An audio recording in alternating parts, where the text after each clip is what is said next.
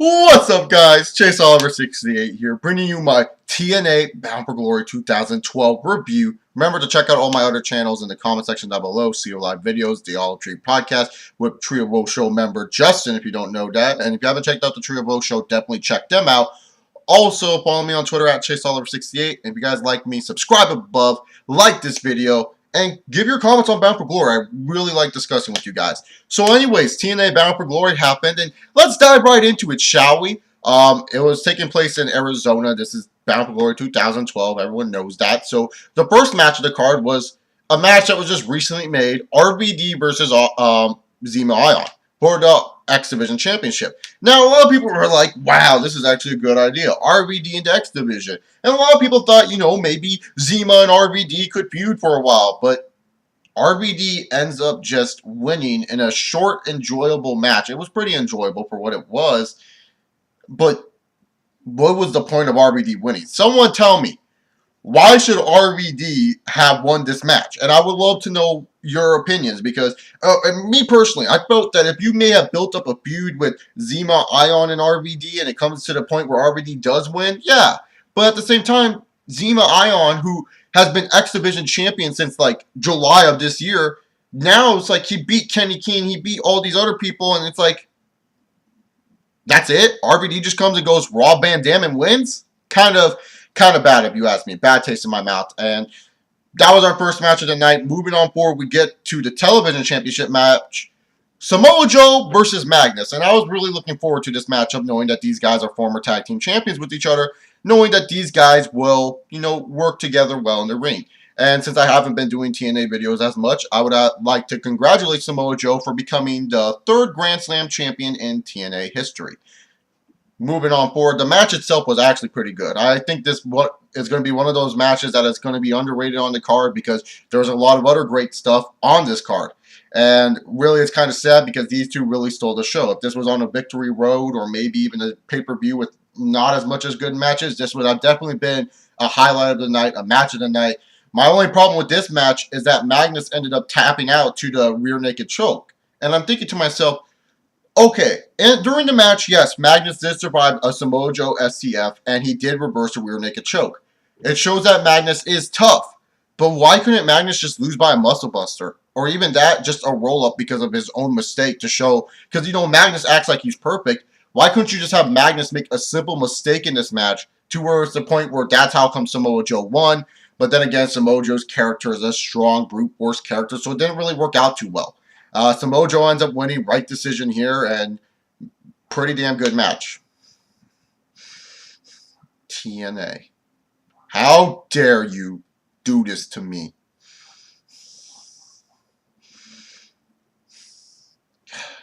I'm sorry, I'm trying to not get too angry here.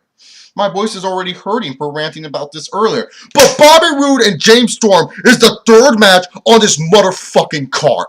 What? Bobby Roode and James Storm was one of the main reasons why I would have bought this pay-per-view on that big fucking TV and sat down and watched it. But you know what? I'm glad I didn't buy it because I would have been so pissed at the fact that Bobby Roode and James Storm, the best feud in TNA, was the third match on the card?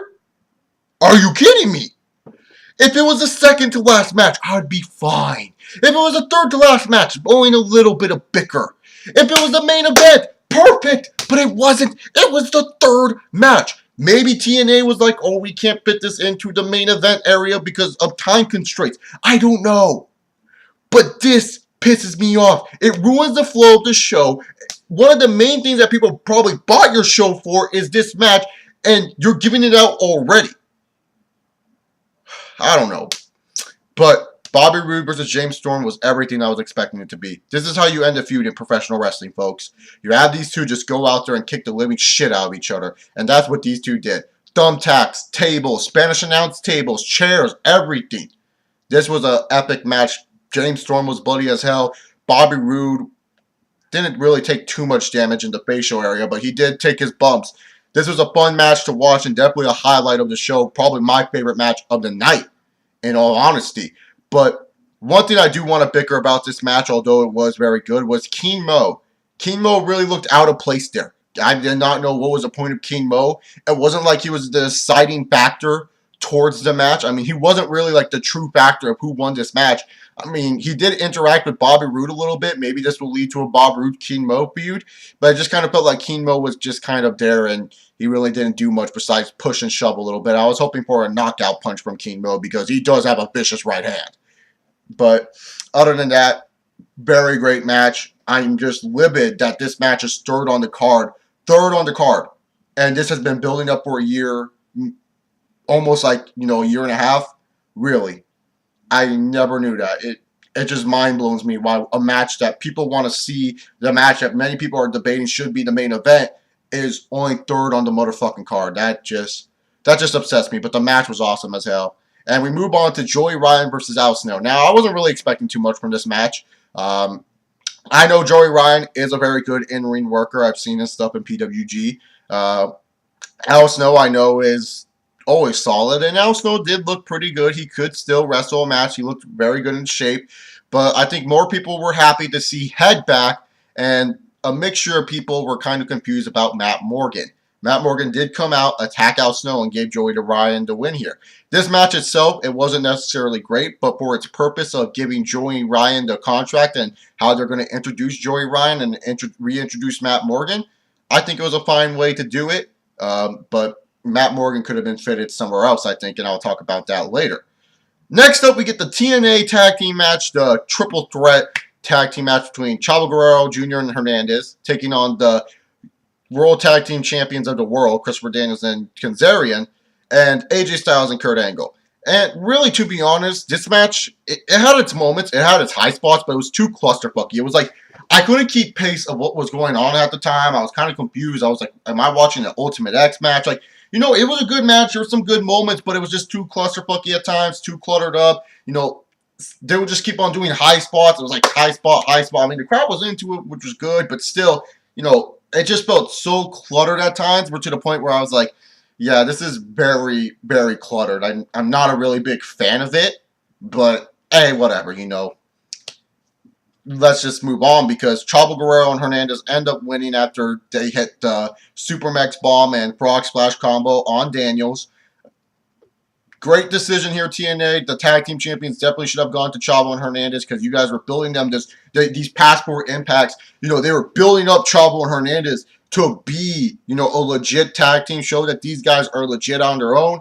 So I'm fine with this decision. Very good decision. I like it. A lot of people were mostly leaning towards AJ Styles and Kurt Angle more than Chavo and Hernandez. So, yes. Moving on. Tara took on Miss Tessmacher or Tessmacher, whatever. Miss Tessmacher, I think it's it. Whatever. I don't care. So pretty much, this knockouts match, it was okay. It wasn't anything special. It was much better than what I was expecting. I don't think it was as good as their last pay-per-view match together. But Tara ends up winning. And this whole time we were wondering who her boyfriend was. And her boyfriend ended up being Big Brother 10, 11 house guest and recurring cast member of Big Brother 12 and 13 and 14, Jesse, Mr. Spectacular. Now, for all you guys who watch Big Brother 10 and 11, you know what Jesse did in the Big Brother house. You know that Jesse is definitely an interesting character. But really? Jesse? I mean, I'm happy to see the guy. I'm a Big Brother fan. I love Big Brother. Big Brother's entertaining shit. But really? Him? You couldn't find anyone else? I mean, Matt Morgan is one of the guys I was saying that could have fit this role perfectly. Of having being Matt Morgan, that would have been legit. But Jesse is the guy that, is Tara's boyfriend. Whatever. Tara wins. We find out who the boyfriend is. And really I really do like that Tara won because I felt Tessmacher, she had a nice reign as Knockouts champion. I don't think it's going to be as memorable as most people thought it would be. But hey, you know what? I'm fine with it. Moving on forward.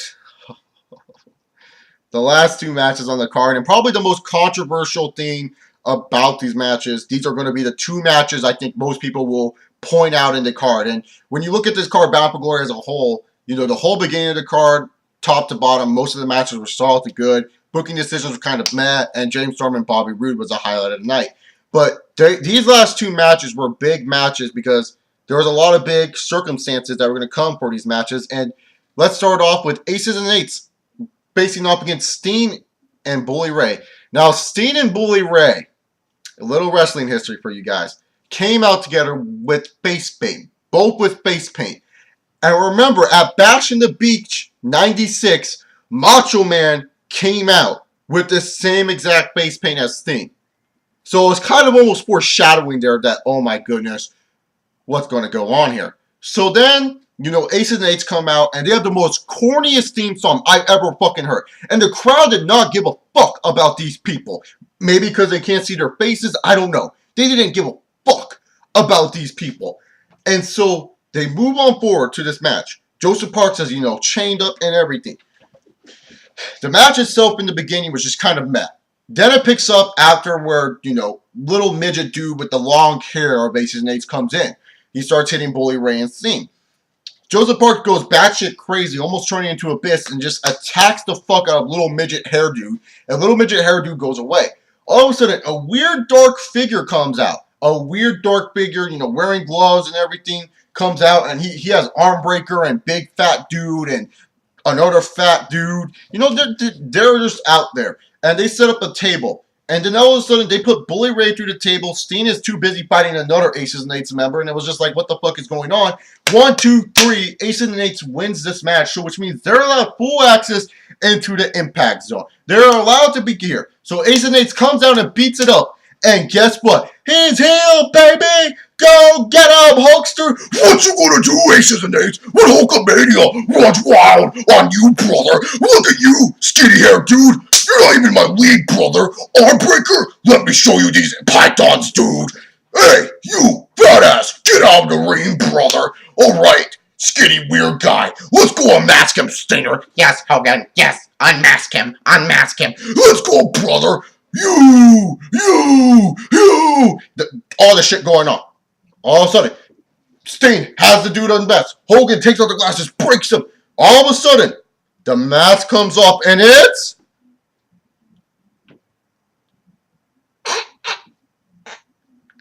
Devon Dudley.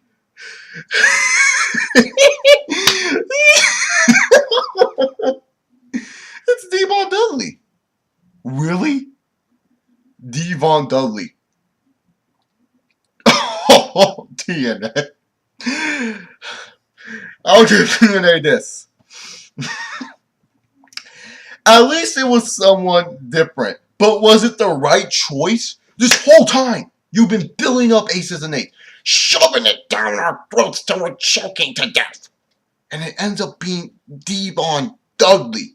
I get it. It's something different. People are going to tell me it's something different. But why in the fuck would Devon fucking Dudley have anything to do with hating on TNA, wanting to form Aces and Eights? It makes no sense.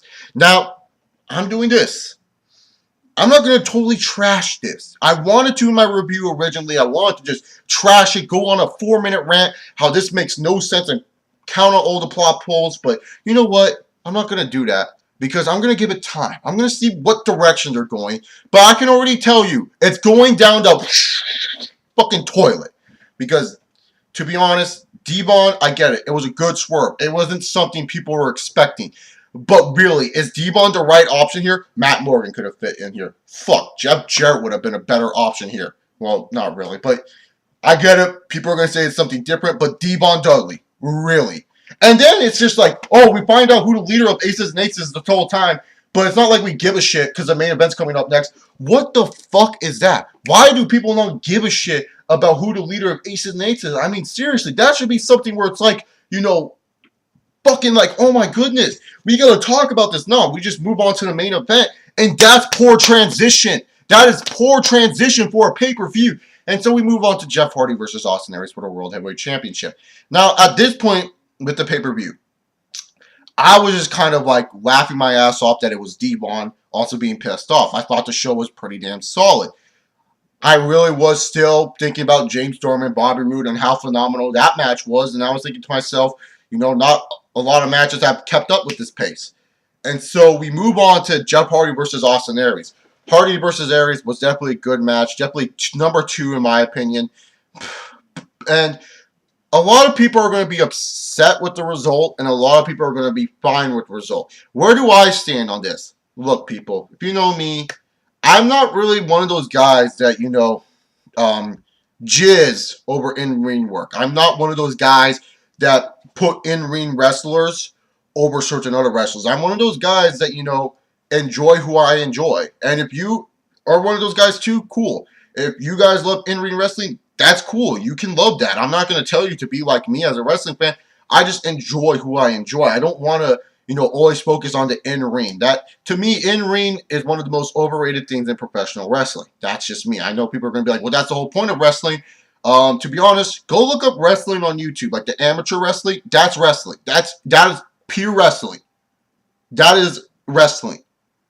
The flips, the movements that they do in the ring, that's storytelling and acting. Totally different. Knees to the face, nowhere near wrestling. That is fighting. Just saying, guys. In-ring is totally different than what most people put it out to be. So a lot of fans may be upset with this. A lot of fans are kind of okay with it. For me personally, going into this match, like I said, I'm just one of those guys that likes stuff to make sense. I'm one of those guys that would rather have a really good match and end up being happy watching that match and not saying, wow, who won this match? That's bullshit. And a lot of people are saying Austin Aries should retain. I agree there with Austin Aries should retain to some point because Austin Aries was doing a good job as TNA champion, but who are you going to feud with him against after Jeff Hardy? There's not really much options out there. And then a lot of people were saying Jeff Hardy should win the belt because, Hardy should solidify the Bound for Glory series. He's overcome his personal demons, and TNA really needs to keep him happy so that way he can stay with them. Now, what route will Jeff Hardy take? See, this match right here, the ultimate deciding winner, deciding how this match should be looked at, if it was the right decision, we'll have to take time to find out because we don't know if Jeff Hardy's going to stay or if he's going to leave up north to the WWE. Now, Jeff Hardy did end up winning. I'm not upset with it. I personally was like, good. I'm happy Jeff Hardy won. I know a lot of fans are going to be mad that I said that, but I am. I'm happy for the guy. The dude has fought over his personal demons. Dude has been wrestling at an excel rate that he hasn't been wrestling since 2008. This has been a good time for Jeff Hardy, and I'm happy for the guy putting on a really good match with Austin Aries, doing a really good job with the crowd. And to be honest, Jeff Hardy won. I'm not pissed. I think that's a fine decision. Austin Aries winning would have been a fine decision to me, too. I'm not going to be one of those guys that's going to say Austin Aries won, this is bullshit, Hardy should have won. No, because I totally agree where some people stand on where Austin Aries should have won, mainly to the factor that, A, Austin Aries, he has been entertaining for TNA and a lot of people are behind him. B, the fact that you don't know where Jeff Hardy will be doing in the next month. And C, the guy is just a workhorse for TNA and has been for years. So to be honest, I was fine with whoever won this match. Jeff Hardy winning, congratulations. Overall, my thoughts on TNA Bound for Glory. It did have its hiccups. The matches were pretty good. In all honesty, TNA Bound for Glory 2012 was much better than last year's. I thought it was much more refreshing than last year's. I just felt that if this show had better match placement and better, flow of the show, would have been a great show for TNA.